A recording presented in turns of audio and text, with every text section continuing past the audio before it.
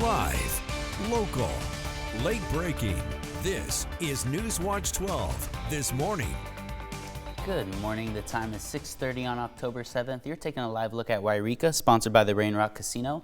Thanks for choosing Newswatch 12. I'm Danny Stepanovich. But first, we want to turn over to Storm Tracker 12 meteorologist Sarah Kress. Sarah, what can we expect today? Yeah, today we can expect to see almost a repeat of yesterday. The only main difference is going to be winds are going to be on the calmer side.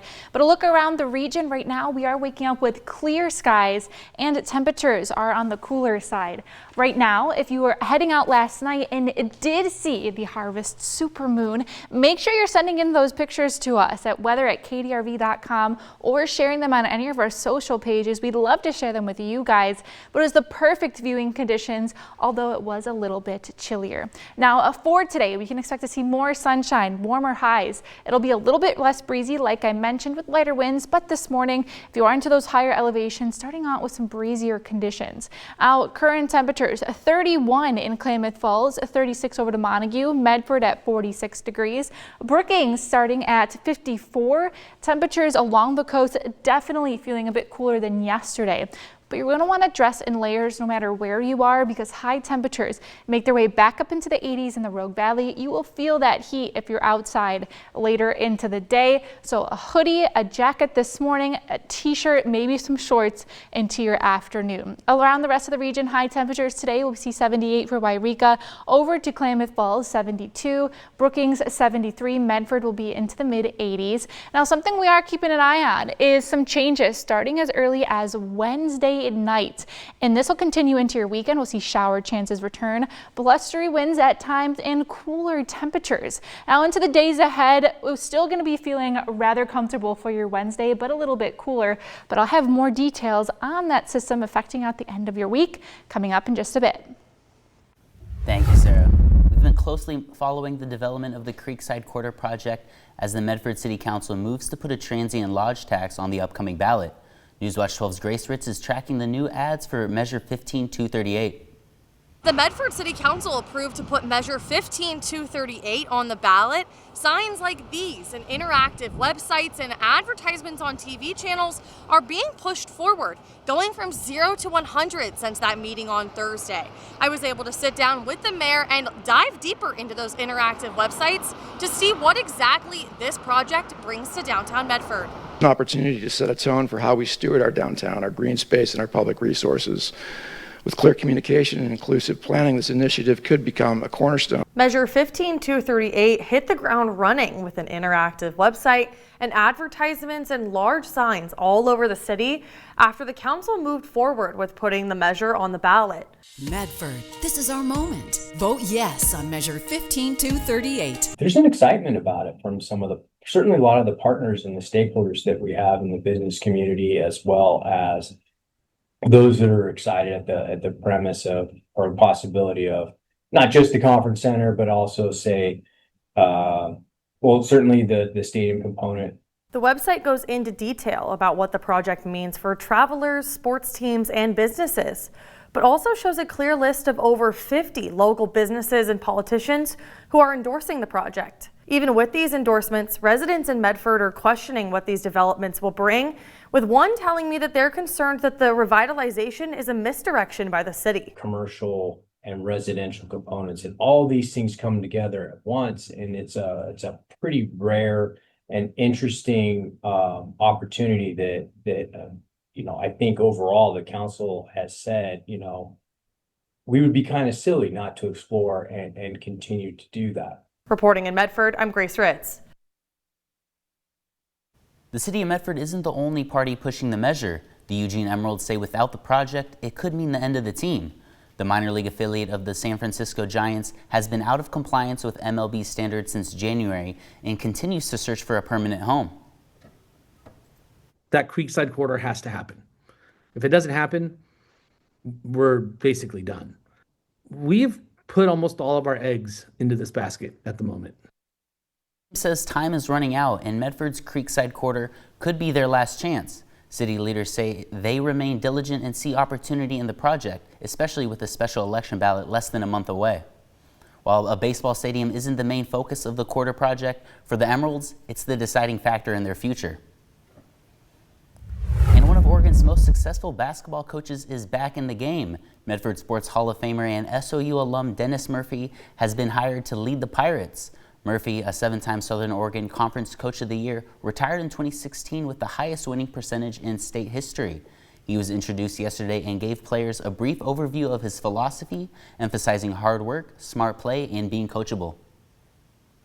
We hope that we can make these kids, obviously better people, better basketball players, have a good experience, learn the things that are important, some discipline, some accountability, and we will. I really believe we will play hard, and harder than what most people think, and maybe even harder than most kids have ever played here.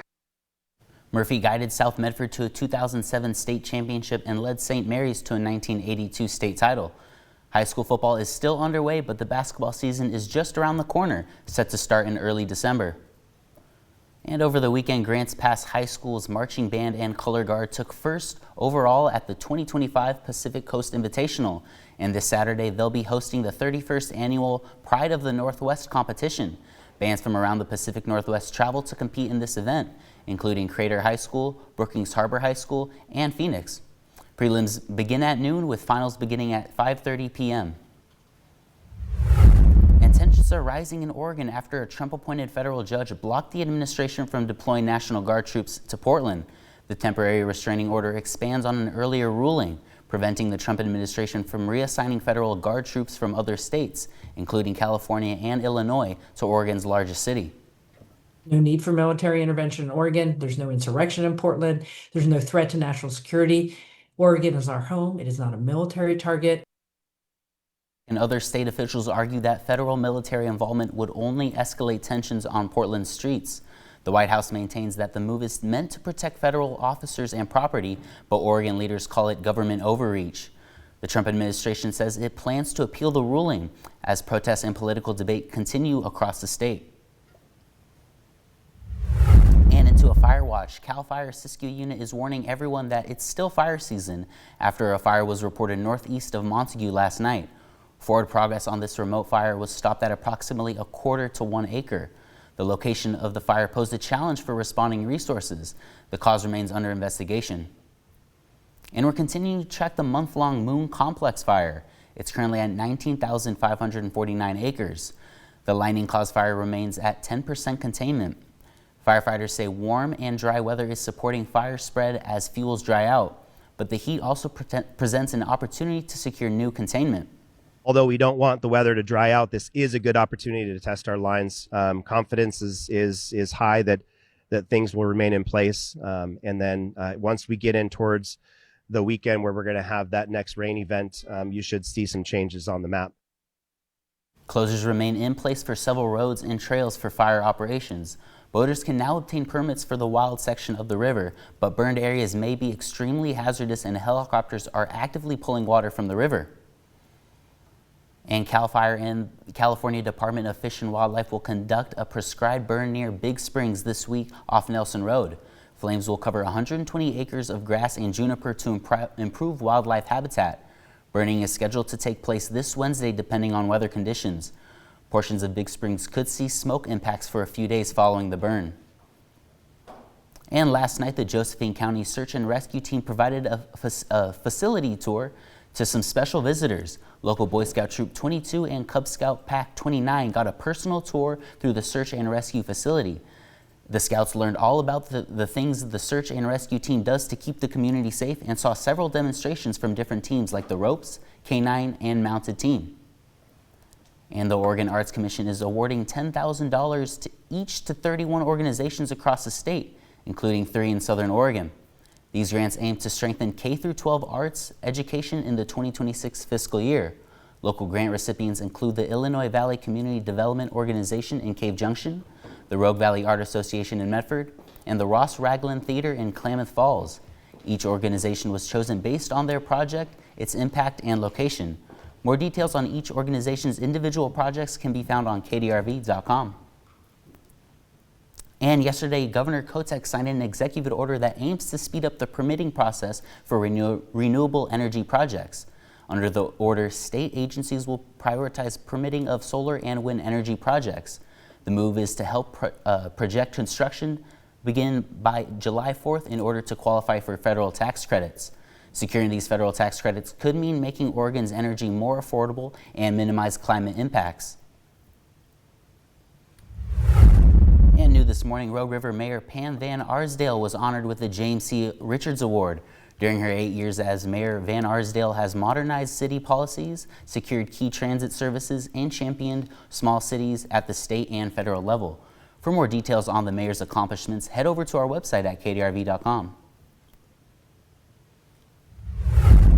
And there is now 20 days left to donate to our 35th annual Coats for Kids campaign. We've already seen tons of donations, but we want to make sure every local kid has a coat this winter.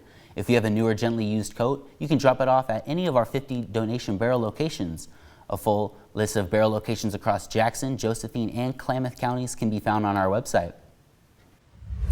Starting off this morning, it is feeling rather chilly across the region. We have 20 degrees in Christmas Valley, over to Klamath Falls, 31, 46 in Medford, and even into Northern California, waking up with the 30s.